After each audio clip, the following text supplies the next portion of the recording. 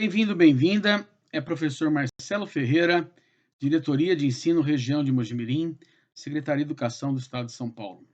ATPC, Formação de Professores.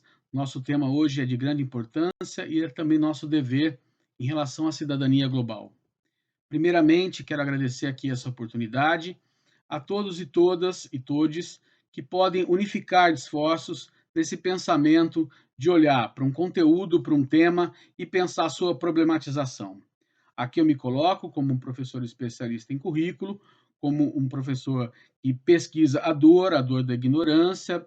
Sempre estou repetindo esse mantra para a gente poder sintonizar naqueles nossos melhoramentos que são necessários ao nosso ofício do educar sempre, né? Então, dentro desse sistema, dentro desse pensamento, eu olho para o nosso ATPC de hoje, inaugurando o nosso tema, né?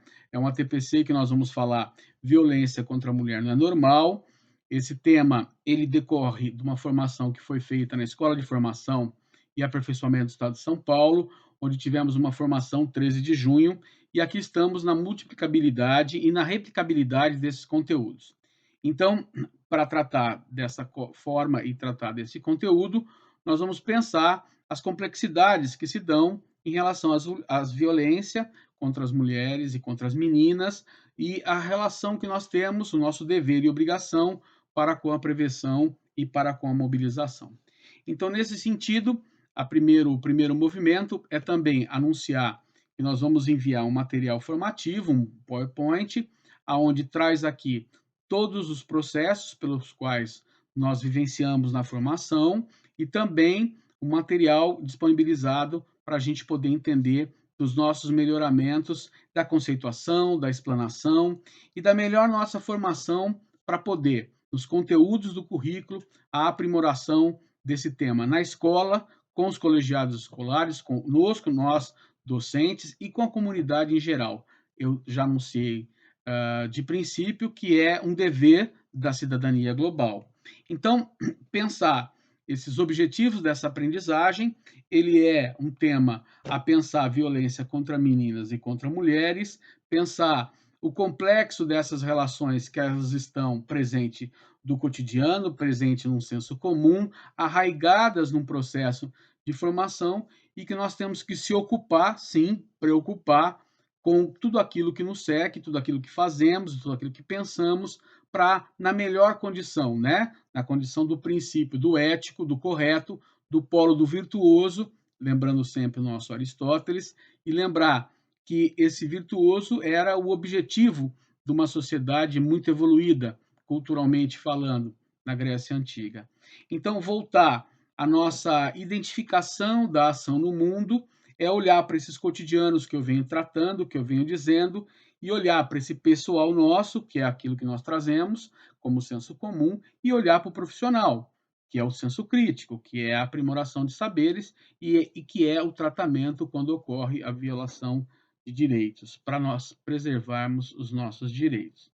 Vou também aqui fazer um referencial, dizendo que essa reflexão passa, sim, por um processo de mobilização, por um processo de enfrentamento dessa violência contra meninas e contra mulheres, para a gente entender que há uma engenharia dos direitos humanos, há uma engenharia em ação que nos oferta, né, preconizar para poder garantir aquilo que nos pertence.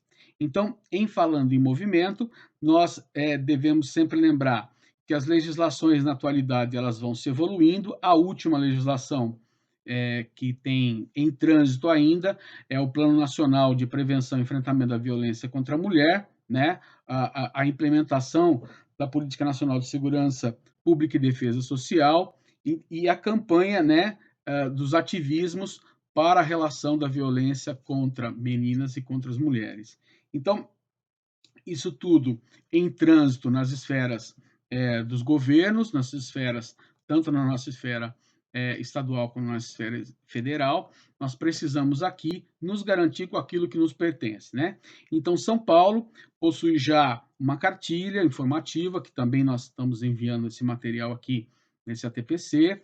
Essa cartilha, ela vai tratar basicamente em relação à violência contra a mulher não é normal, vai falar sobre esse programa de enfrentamento e vai tratar basicamente com o objetivo fim do público-alvo, nós, docentes, em relação aos nossos adolescentes, em relação às nossas crianças, em relação a todas as mulheres. Então, o que é fundamental para nós é começar, de princípio, num processo dialógico, pensando essa violência contra as mulheres, a violência que é trazida e que é manifestada quando a gente consegue dar audição para aquela situação dos nossos alunos e alunas, que a gente verifica que ocorreu uma violência doméstica. A gente pode perceber também que isso é externado na violência física, o que ocorre também na esfera psicológica das relações abusivas e, por assim dizer, a violência online e também a violência sexual. Então, categorizar cada uma dessas violações, cada uma dessas possibilidades, dessas ocorrências em relação à questão da manifestação dos nossos direitos, é também pensar aquela relação que está na base social, né? Ou seja, as desigualdades de poder em relação às mulheres, em relação a todo esse Estado que ainda precisa garantir, através de políticas, uma política de equidade, olhar também, em algum modo, para a objetificação da mulher, os estereótipos, né? Quanto de presente está a masculinidade, o machismo imperante, né? E também olhar também para a violência intersexual, que é uma categoria que a gente começa a pensar com mais propriedade para poder olhar sobre tudo aquilo que está ao nosso derredor. Então, objetivar, né? E pensar pensando sobre os papéis sociais que são definidos pela sociedade, né? Os percentuais de ação e a presença em relação aos homens e às mulheres em relação ao mercado de trabalho, em relação à própria objetivação da formação da própria sociedade, a gente verifica que há muito de ser conquistado ainda para essa igualdade tão sonhada, para essa equidade, e haver, inclusive, a condição da soberania da inteligência, né? Saindo para essa questão da tipificação do sexo, do gênero.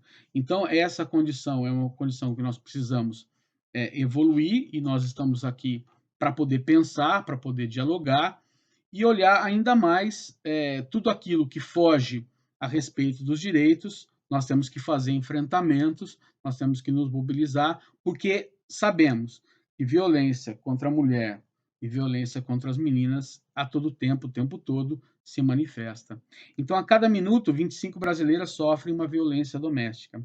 A cada 7 horas, indica um feminicídio, né? Os dados são aqui de 2020. A cada 5 estudantes de 13 a 17 já sofreram abusos sexuais. Esses são os dados registrados pelo PMEC, e nós estamos aqui olhando que 53% das meninas de 14 a 19 não consideram o caminho para a escola como mais seguro.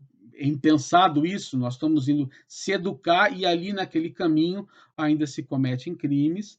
Então, olhar para a escola, que ele é um ponto de referência para se tratar as questões de gênero, as questões de segurança e a valorização das mulheres, e olhar também para que um dado que é, para nós, vexatório: a cada 13 minutos, uma criança é estrupada nesse país. Ou seja, precisamos olhar isso tudo, e não só com olhar de manifestação daquilo que não é correto, mas também daquilo que está no cumprimento do dever legal, né? Para que a gente possa fazer desse momento um momento de olhar para essas ocorrências e entender que é possível a gente pensar um diferencial e agir de uma forma que possamos mobilizar nós, sociedade, pensando a grandeza das realizações. Olhar que isso tudo que eu estou tentando manifestar, ela ocorre através do tempo, que eu estou dando aqui como um dado cultural. Pensar que esses estereótipos eles se iniciam lá na primeira infância, né? Aquela coisa menino azul, né? Menina rosa, e carrinho menino, boneca menina, e olhar para as respeitabilidades do lúdico da criança, que, desde o cabo de vassoura até o pneu de carriola, brinca, né? Então, nós precisávamos se ocupar com a natureza da brincadeira, com a natureza da alegria das nossas crianças e não se ocupar com as categorizações que nós estamos trazendo dos nossos antepassados e manifestando em relação às nossas crianças, né?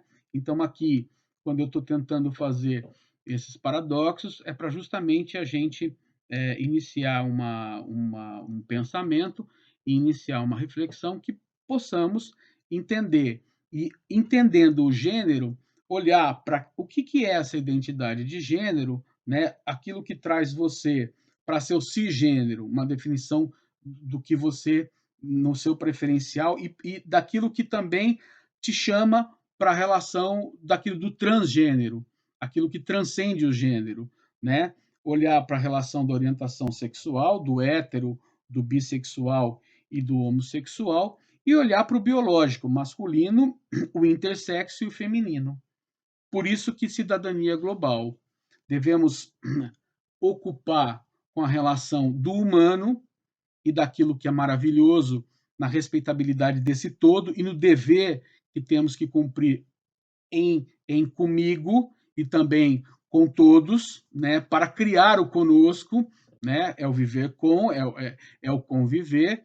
Então, esse modelo do social, nós precisamos sempre olhar, e olhar esse modelo do social é fazer um recorte a respeito daquilo que é categorizado num cultural e precisamos fazer disso daqui no enfrentamento em relação a um olhar que se tem para as masculinidades e um olhar, por exemplo, da opressão sobre esse modelo, né? Os meninos têm que ser os estereótipos, né, do forte, do robusto ou do grande realizador, do grande provedor, ou seja, sempre algo a manifestar em que se sobrepõe essa questão de afirmação em relação à masculinidade e em não manifestando essas categorizações sociais que a gente identifica, que a gente verifica que está permeado nessa cultura da masculinidade, a gente verifica o quanto de perseguição, o quanto de imprint social, aquele carimbo, o apontar o dedo, que muitas das vezes é verificado, quando uma pessoa não tem um comportamento esperado ou almejado ou pretendido, tanto pela família quanto pela sociedade. E aí aquelas coisas que ocorrem na escola que nós devemos chamar atenção e que nós devemos ter atenção é do respeito. Cidadania global. Todos temos direitos, né, e deveres. Os direitos humanos é o nosso tema desse ano para todos os colegiados escolares, gremistas estudantis, representantes de sala, representantes docentes. É para essa formação que nós estamos chamando aqui esse olhar em relação à violência contra meninos e meninas e mulheres, perdão, mas nós devemos se ocupar com essas possibilidades e olhar que tudo isso que transcende essa condição da masculinidade para a masculinidade tóxica, essas categorizações que eu venho dizendo, ou seja, é verificado que isso, no culturalmente, ela se torna uma forma e se torna um embasamento. Indigitando a palavra novinha na rede mundial de computadores, na internet, você verifica o quê? O clamor por sexualidade e, geralmente, a exposição da menina em idade precoce, né? Então, verifica que, às vezes, você não completou nem a palavra, já começa o estereótipo, já começa o imprint social e a categorização. E, assim, isso tudo, olhar também para o reverso dessa moeda. Ao tentar carimbar essa masculinidade tóxica e a totalidade desse momento de olhar para a afirmação, por conta dessa relação, os meninos em idade muito precoce e homens se matam 4 vezes mais, praticam o autoflagelo, o suicídio, do que mulheres. Então, é possível que a gente, quando vai analisando e esmiuçando um pouco isso que nós estamos chamando aqui de um olhar para a violência contra meninas e contra mulheres, olhando para tudo aquilo que cerca do senso comum para chegando à criticidade. em chegando à criticidade e verifica, e é verificável que já é um racismo estrutural que é carregado ainda em relação à masculinidade, ou seja, o menino negro, o menino preto, tem que carregar consigo a virilidade da exibição de viril, super viril, muito mais às vezes do que em relação aos demais, para sobressair nessas relações de violência física em relação à destreza física e à robustez em relação à tipificação do corpo, né? E a cultuação desse corpo. Então, os dados aqui vão dizer que 40% dos abusos registrados em relação às meninas, elas vão ocorrer até os 9 anos de idade. Os dados são de 2011 a 2017. 45% desses casos ocorrem nessa idade precoce.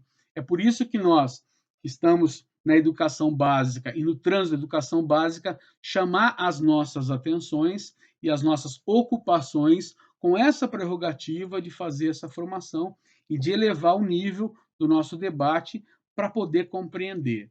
Então, olhar para essa relação da coisificação e da hiperestimulação sexual das crianças em relação às meninas, isso vai verificar desde as mídias e até nas modas, né? A coisificação toda em função da vendagem daquilo que se coloca não como o ideal, mas como o que está a serviço, ou seja, precisamos nas nossas relações nos aprimorar e nos servir da inteligência de se conhecer. E as pessoas se conhecem através das aproximações. E as aproximações se dão pela fala, pela identificação, o como vai você. Não é preciso eu ter pouca roupa, pouco pano, para poder me olhar ou para poder se identificar e estar em evidência para uma sociedade que se cobra, né? As mídias e as mídias de rede se cobram essas possibilidades do que é êxtase, né?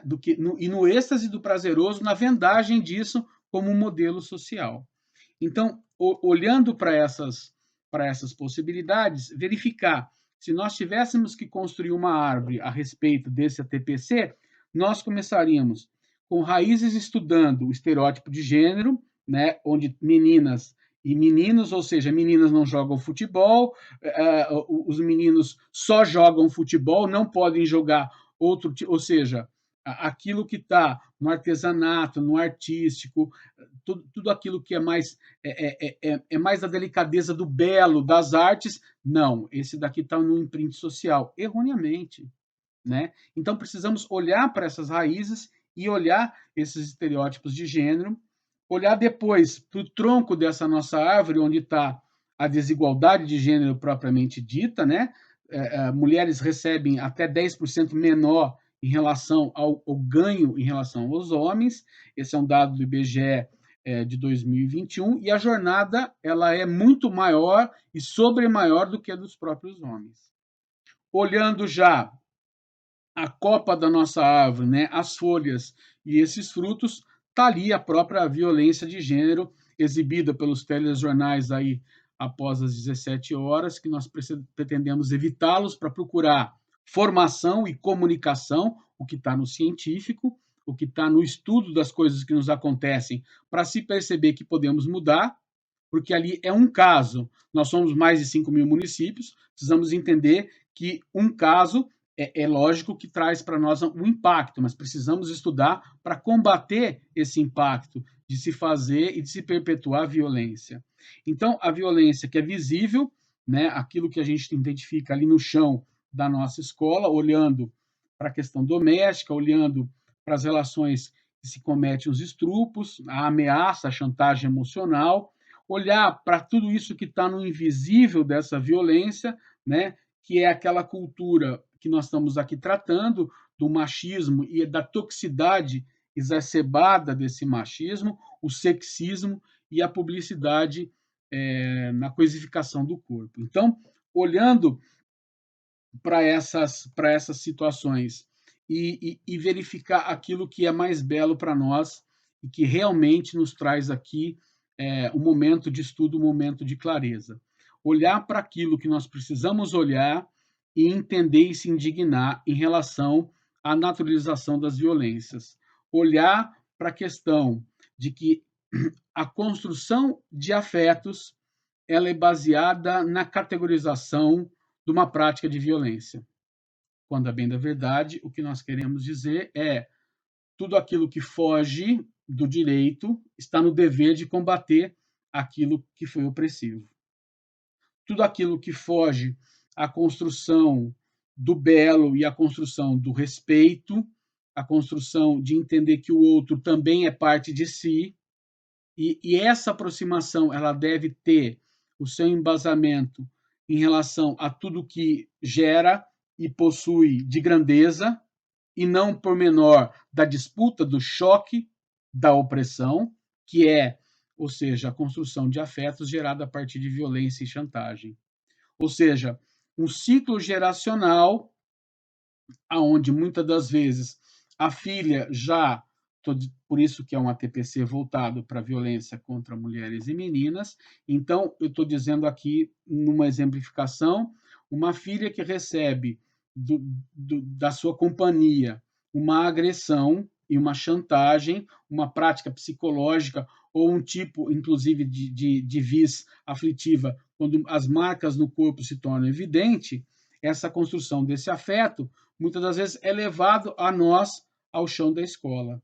E muitas das vezes a escola só tem o poder da manifestação de rede, que é um poder fenomenal e que nós devemos aprender, né? O diálogo, o tratamento desses temas e também olhar para as redes protetivas. Eu estou falando de uma ação civil, uma ação judicial, uma ação que se dá no conselho tutelar, na assistência social, nesses parceiros que a escola deve ter, porque é um problema de tratamento de outras esferas, mas é um problema que a escola também deve se prestar ao início do diálogo e ao início do atendimento, de acolhimento. O encaminhamento é feito sempre aos parceiros da rede. Chamar essas nossas atenções e pensar que para todo esse tipo de acontecimento que chega para o chão da escola, tudo aquilo que entra na cultura do medo, na cultura da vitimização. Ah, é assim mesmo. Ah, isso daí não vai dar em nada, não. Não, vai dar, porque nós estamos aqui e nós estamos preocupados para que essas coisas não aconteçam mais. Então, olhar para essas consequências que ficam, né, tanto no físico quanto no mental, que nós estamos chamando de trauma, é também perceber de que esses casos abusivos, esses casos que tornam a culpabilização, a chantagem pelo afeto, esse ciclo geracional. Olha, minha filha, é assim mesmo, isso já me aconteceu com o vosso pai, isso daí, ou seja, interromper esse ciclo e ofertar o pensamento que é possível interromper esse ciclo com direito e com dever é nosso papel de dar tratamento, de dar pensamento e reflexão, olhar para a questão de que muitas das vezes as ocorrências com aviso de fato, o estrupo, né, a vitimização ela sempre foi, não, ele sempre foi, ou seja, ficar contando outras histórias e fazendo outras narrativas, quando não de fato nós temos que praticar o sigilo e não a repetição da mesma história várias vezes pela mesma pessoa, porque a pessoa precisa de um tratamento de acolhimento e inteligência adequado. Nós, na escola, vamos fazer a recepção e o acolhimento e o encaminhamento de rede para que essa audição seja promovida por esses órgãos competentes que vão justamente dizer para que serve e a quanto serve os encaminhamentos de se fazer justiça. Né? Muitas das vezes, essa nossa aluna chegou e colocou e se expressou de alguma coisa que lhe acontece, que lhe aflige, para um colaborador de escola.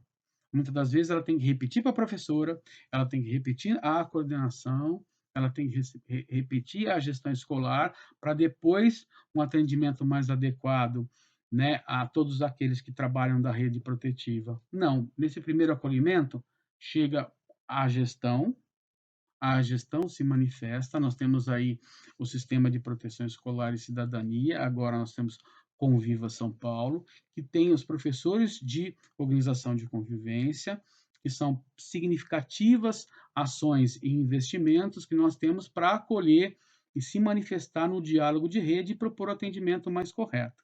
Esse ATPC também ele é permeado por olhar para esse lado do Conviva, aonde o meu parceiro e irmão é de Carlos, e também a minha parceira e irmã, a Camila, né, vão estar tratando e vão estar objetivando nesse ATPC também uma fala em relação a essas possibilidades de tratamento e de se pensar a violência contra meninas e contra mulheres. Olhar para ainda as consequências desses impactos da violência como forma de olhar e estudar tudo aquilo que nós possamos na escola nos chamar atenção e nos mobilizar na cultura de paz, na cultura de solidariedade, de sororidade, né? A empatia entre mulheres, olhar para essas tias que são fundamentais para nós, né? A empatia é uma delas, né? A antipatia, essa tia nós não queremos próximo de nós, porque ela é uma tia que desune e que racha as nossas organizações. Então, nós precisamos olhar para essa educação de prevenção como uma forma de estudo a abarcar e a atender as nossas crianças, os nossos alunos, todos aqueles que estão próximos de nós, com uma resposta da identificação, do acolhimento, do encaminhamento e do acompanhamento, para justamente a gente produzir todos aqueles documentos e todas aquelas fundamentações que vão dar resposta para a escola e sua comunidade dos acontecimentos que lhe cercam. Então, o que nós queremos é chamar as nossas atenções e entender todas essas ocorrências de violências saindo da categorização dessa coisa que é a vis aflitiva, que é a vis da opressão e do físico, levando para tudo aquilo que acontece às vezes na casa e que são trazidos pelos nossos alunos e que nós precisamos dar audição. Olhar para aquelas coisas que acontecem, a gente identifica na relação entre os nossos alunos e alunas quando o tratamento em relação à sexualidade, né? Ou seja, o dever nosso de ofertar um debate e pensamento sobre aquilo que são os nossos direitos.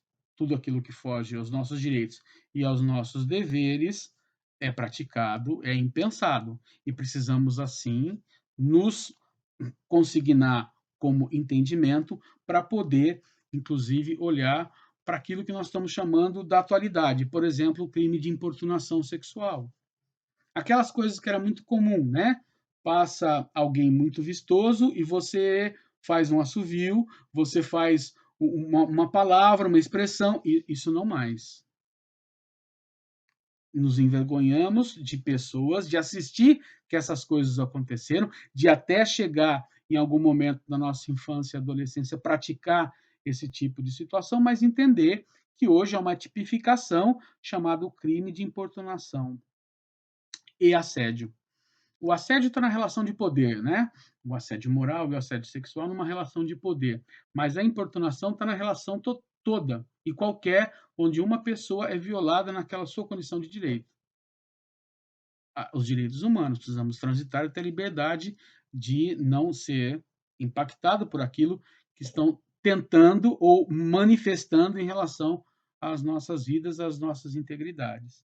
Então, olhar para tudo isso, dessa escuta e dessa proteção, olhar para esses atendimentos e aprender e a não esquecer que, quando eu falava de complexidades, eu levava para o polo da violência doméstica, levava para o polo da violência sexual, levava para esses polos das violências que estão mais em evidência, mas para poder combater a culpabilização. Ah, é assim mesmo. Ah, ah, não, sem vogal, nada de tipificação, né? Ou seja, precisamos do acolhimento, precisamos da mobilização da rede de proteção, precisamos agora, que vou deixar para o meu parceiro de Carlos, fazer o referencial da Lei Maria da Penha e também fazer o referencial da Lei da Escuta Protegida, que é agora de 2017. Então, tudo isso para não esquecer do sinal positivo que temos que ter em relação à violência contra mulheres e meninas, é ouvir com atenção, sobretudo, do tratamento do humano. Né? Reconhecer a coragem dessa pessoa que precisa ali do copo d'água, que precisa falar, que precisa exteriorizar algo que está no seu sentimento, que está no teu pensamento e muitas das vezes as marcas que são carregadas no corpo.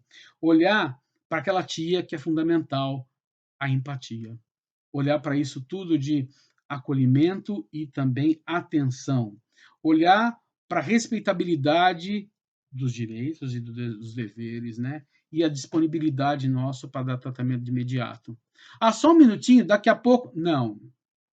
Nós precisamos, quando dá ocorrência, a priorização dessas situações, né? Essa formação trouxe para nós esses sinais de alerta, porque o sinal negativo ele ocorre, né? A interrupção do relato. Ah, conta agora para ele, conta agora para ela. Espera um pouquinho só que eu vou chamar fulano. Isso é negligência da nossa parte. Então, minimizar o acontecimento. Mas foi assim mesmo que aconteceu? Pensa direito antes de me falar. Ou seja, um pré-julgamento a respeito do atendimento. Esse é um sinal negativo, não precisamos disso, né? Ou seja, ficar trazendo no relato, depois do relato do ato do fato, entre os pares, será que foi assim mesmo? E quem sou eu? Quem somos nós? Quem estamos aqui para poder produzir? O que nós podemos produzir é na esfera educacional, olhar para os direitos e para os deveres e promover o quê? O acolhimento, o apacentamento das relações e a mobilização da rede protetiva para inclusive devolutiva para as nossas escolas, com um projeto de pasta da sala de aula que vai ao pátio, que vai a peça de teatro, poesia, o sarau, a exibição do flash mob, tudo aquilo que pode evidenciar a cultura de paz e a harmonia na escola, a escola freiriana. Todos que estão portão adentro são educadores, portanto, a inteligência faz parte das nossas vidas. E o científico cuida delas. Nós tivemos agora, 9 de junho, dia de vacinação plena. Está no nosso direito, é o nosso dever. Precisamos compreender essas esferas que são os nossos chamamentos e fazer em relação a isso aquilo que é a realidade, né? Ou seja, pensar que vamos encontrar sim dificuldades no atendimento dessas demandas, uma rede protetiva muitas vezes articulada, os julgamentos de parcialidade dentro das nossas escolas, as interjeições demoradas, ou seja, a escuta que foi produzida por essa esfera civil, dado pelos conselhos, dado pela esfera da promotoria, precisamos manter contato, dizer estamos aqui, né? Não podemos ficar somente no polo passivo, mas dizer que somos também um polo a ser atendido e agradecemos a atenção exteriorizada no fato e no ato, né? Ou seja, essa coisa do feedback, ela é sim uma condição muito importante para nós. Outra coisa que é necessário para nós, no sinal positivíssimo, é obter a escola, através desse tratamento de projetos, fazer o seu mapeamento, olhar para a unidade básica de saúde, olhar para os registros da esfera civil e olhar para os registros de polícia, para também saber quantas são as ocorrências que nos ocorrem próximos à nossa escola e nossa comunidade, para poder dar tratamento melhor para aquilo que nos pertence. Então, a escola, ela exterioriza a sua ação, sim, porque está no currículo o entendimento da questão dos direitos e deveres à vida. Nós não podemos se abster de mobilizar as nossas inteligências para articular setorialmente aquilo que nos é possível e aquilo que nos é obrigação. Obrigar em ação. É dever-nos ser proativo para eleição da soberania da inteligência. Então, atuando de maneira integrada, nós vamos conseguir, assim, um momento de lufo, um momento de inspiração para justamente obter o melhor tratamento e a melhor inteligência para poder adequadamente promover uma escuta, promover a empatia e promover acolhimento nas relações públicas das políticas que nos cercam para poder promover garantia de direitos às mulheres e às meninas. Então, eu, professor Marcelo Ferreira, eu vou agradecendo aqui esse momento do ATPC, esse momento onde estamos com professores, um momento de estudo, para pensar tudo isso que estão nas nossas esferas de atendimento, que está também na esfera da rede protetiva, desde da primeira justiça à justiça da defesa dos direitos, a questão da escola e da saúde, a questão da assistência social, a questão da segurança. E a questão das organizações não governamentais, que também nos premiam com as inteligências para poder nos auxiliar a dar tratamento para tudo isso que nos aflige, que aflige a humanidade, né? E precisamos, a escola, obter desse momento aquilo que mais nos favorece. Conviva São Paulo. Aquilo que mais nos favorece, o mapeamento do acolhimento, dos registros escolares e dos registros da unidade básica de saúde e também da esfera de polícia. Obter de todas as redes protetivas, as organizações não governamentais que pensam e, pensando todas essas condições, olhar para aquilo que nos pertence, a garantia e a exigência dos nossos direitos humanos. Muito obrigado de sempre. Eu agradeço aqui a tua vida, a nossa vida, e agradeço a nossa exigência nesse estado pandêmico, que precisamos ainda estar ocupados com a nossa vida e a defesa dela. Por isso que a vacinação é um obrigar em ação para melhor das nossas inteligências. Aqui também a nossa reverência a todas as famílias enlutadas que perderam os seus entes queridos na Covid-19. Vamos seguir em frente para que as nossas vidas possam significar estrelas que brilham no céu, como constelações se avivam e se mantêm viva ao eterno e infinito. Que assim seja. Muito obrigado.